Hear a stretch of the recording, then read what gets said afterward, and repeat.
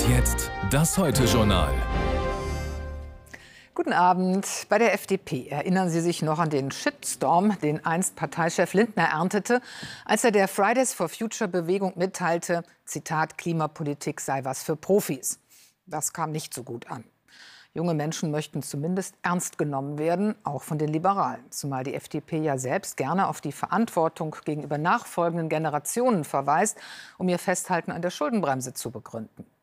Das Ernstnehmen demonstrierte heute nun FDP-Verkehrsminister Wissing, als er sich mit Vertretern der letzten Generation traf. Christiane Hübsche hat das beobachtet. Diesmal sind sie offiziell eingeladen, kommen schick im Anzug. Noch vor 8 Wochen beschmierte die selbsternannte letzte Generation auch Wissings Haus mit Farbe. Dann schreiben sie ihm: Herr Wissing, wir möchten reden. Er habe keinerlei Verständnis für Straftaten, sagt der Verkehrsminister, aber er lädt sie ins Ministerium. Mich überzeugen die Argumente der letzten Generation nicht. Und deswegen bin ich dialogbereit, um darüber zu sprechen, warum man wenig fordert und viel Blockade betreibt. Aus der vereinbarten Stunde werden über 2 Stunden. Ein menschlich sehr gutes Gespräch nennt es danach die Mitgründerin der selbsternannten letzten Generation. Wir waren sehr respektvoll miteinander, haben uns gegenseitig zugehört.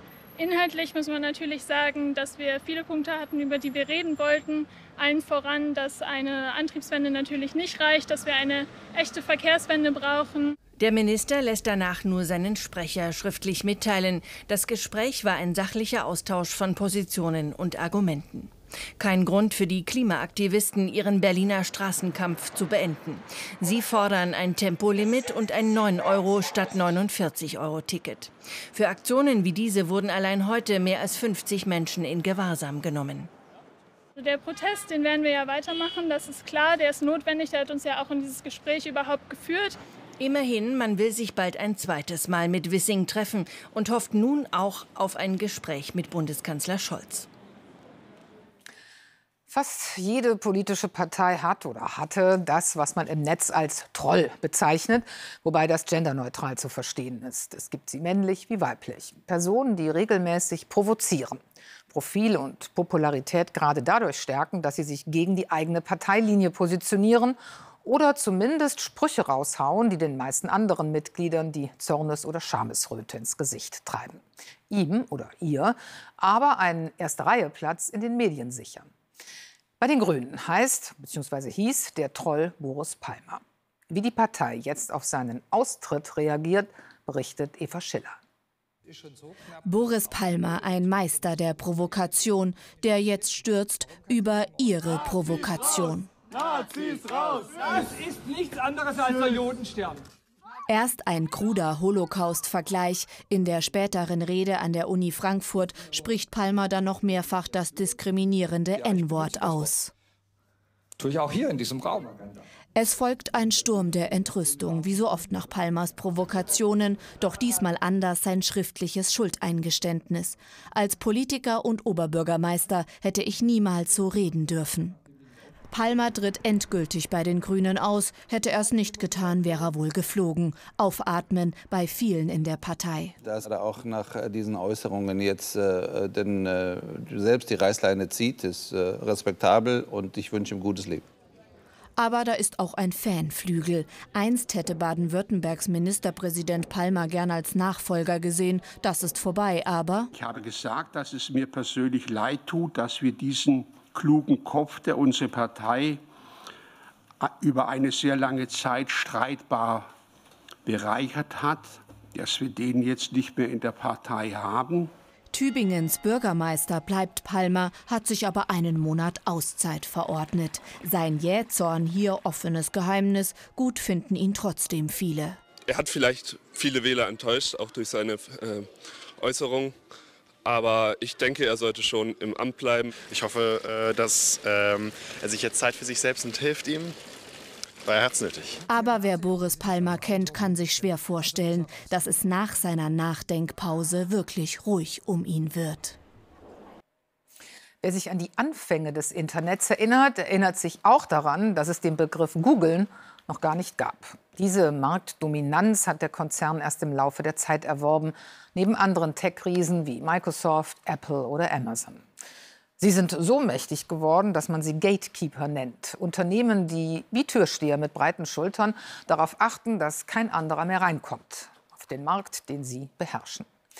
Die Europäische Union geht nun mit einem Gesetz dagegen vor. Der Wettbewerb soll fairer werden und kleineren Unternehmen den Zutritt erleichtern. Isabel Schäfers berichtet. Es ist ein ungleicher Kampf, den sie bei Nextcloud führen. Das deutsche Unternehmen bietet Anwendungen für die digitale Arbeitswelt an. Mail, Cloud, Chat. Die Produkte sind Open Source, also gratis für Privatkunden. Dennoch greifen die meisten Nutzer auf die Konkurrenzprodukte des Tech-Giganten Microsoft zurück. Dass es da sehr schwierig für uns ist, dadurch, dass Nextcloud nicht vorinstalliert ist, sondern die entsprechenden Produkte von Microsoft und Google vorinstalliert sind, bei Windows oder Android beispielsweise, dann ist es einfach sehr schwierig für uns als kleines Unternehmen letztendlich da Fuß zu fassen. Die EU will gegensteuern mit dem Digital Markets Act. Kleineren Anbietern soll ein fairer Wettbewerb ermöglicht, die Marktmacht der großen Tech-Konzerne begrenzt werden. Apple darf zum Beispiel in seinem App Store künftig nicht mehr den eigenen Bezahldienst bevorzugen. Amazon seine selbstvertriebenen Produkte nicht mehr besser stellen. Und Microsoft seine verschiedenen Dienste nicht mehr als Paket vorinstallieren.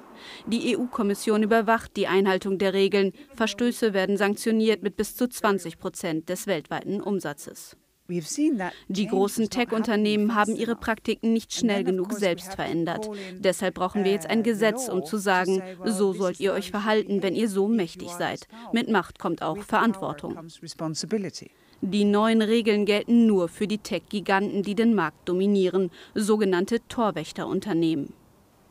Ich kann mir gut vorstellen, dass Torwächterunternehmen natürlich auch in Zukunft mit neuen Ideen um die Ecke kommen, wie man die Konkurrenz klein halten kann und dass die Kommission dann entsprechend nachbessern muss. Ob die alternativen Produkte der kleinen Anbieter künftig tatsächlich mehr genutzt werden, hängt aber auch von den Nutzern ab.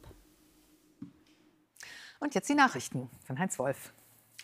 Vertreter aus rund 40 Staaten beraten heute und morgen in Berlin beim Petersberger Klimadialog zur Vorbereitung des Weltklimagipfels Ende November in Dubai.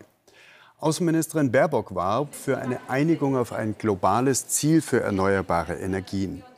Mit einem massiven Ausbau, insbesondere auch in Afrika, könne man gemeinsam dafür sorgen, doch auf den 1,5-Grad-Pfad zu kommen, sagte Baerbock. Bundeswirtschaftsminister Habeck trifft mit seinen Überlegungen zu einem niedrigeren Industriestrompreis auf Skepsis. Finanzminister Lindner schrieb in einem Gastbeitrag für das Handelsblatt, die Verbesserung der internationalen Wettbewerbsfähigkeit stehe ganz oben auf seiner Agenda. In erster Linie auf direkte staatliche Hilfe zu setzen, sei allerdings ökonomisch unklug. Der deutsche Chiphersteller Infineon hat in Dresden offiziell den Bau einer weiteren Fabrik begonnen. Rund 1 Milliarde Euro öffentlicher Fördermittel sollen in das Projekt investiert werden. Beim symbolischen Spatenstich am Nachmittag sagte Bundeskanzler Scholz, Halbleiter seien das Erdöl des 21. Jahrhunderts. Ab 2026 sollen sie in der neuen Fabrik gefertigt werden. Damit will sich Europa von Asien unabhängiger machen. Wegen der Kämpfe im Sudan sind nach UN-Angaben in dem Land mehr als 330.000 Menschen auf der Flucht. Und in den Nachbarländern, vor allem Ägypten, aber auch im Tschad, suchten seit Mitte April mehr als 100.000 Menschen Zuflucht. Das Land grenzt an die westsudanesische Unruheregion Darfur, wo zuletzt die Gewalt wieder zugenommen hat. Auch in der Hauptstadt wird weiter gekämpft. Am Donnerstag soll eine 7-tägige Waffenruhe beginnen. Noch eine Meldung vom Tennis. Beim ATP Masters in Madrid hat Daniel Altmaier das Viertelfinale erreicht. Alexander Zverev dagegen hat das nicht geschafft. Er unterlag knapp einen Monat vor Beginn der French Open im Achtelfinale von Madrid klar dem Spanier Carlos Alcaraz mit 1:6 und 2:6. Die Wetteraussichten für morgen: meist scheint die Sonne. Im Norden und Südosten kann es aber auch mal mehr Wolken und vereinzelt Schauer geben. Die Temperatur steigt auf Werte von 12 bis 22 Grad. Die weiteren Aussichten: auch am Donnerstag überwiegt der Sonnenschein und es kann bis 25 Grad warm werden. Ab Freitag wird es wieder unbeständiger. Das war's auch schon von uns. Bis morgen. Auf Wiedersehen.